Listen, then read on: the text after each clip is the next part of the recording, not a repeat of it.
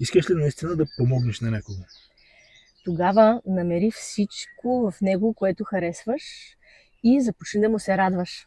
Така ще му изпращаш всичката прекрасна енергия на света, което е квантова физика.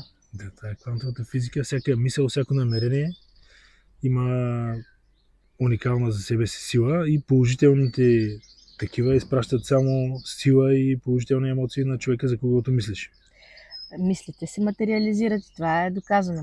И когато изпращаме на някои хубави чувства, емоции и радост, всъщност ние му помагаме да бъде най-доброто за него, да му се случва най-доброто за него, енергията около него да е прекрасна.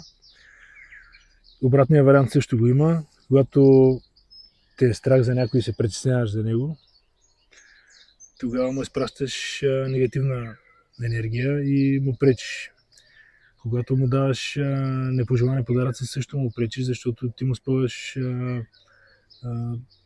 шанса, за да може той да порасне и да натрупа опитност. И ние сме толкова ограничени, че да знаем кое е най-добре или най-зле за някой друг, за да се месим в пътя. Така че просто Най-доброто, което може да направим, е да мислим красиво. естествено, че не говорим в случаи, в които има конкретна веднага някаква опасност. Пада някой в пропастта и ти му пожелаваш всичко най-хубаво. Много го харесваш, много му се радваш да се оправи.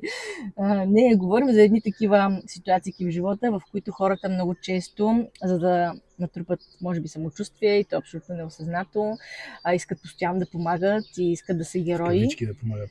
Да, това не е помощ. Мисли си добро за някого, радвай му се и това е най-голямата помощ, която можеш да му направиш по принцип.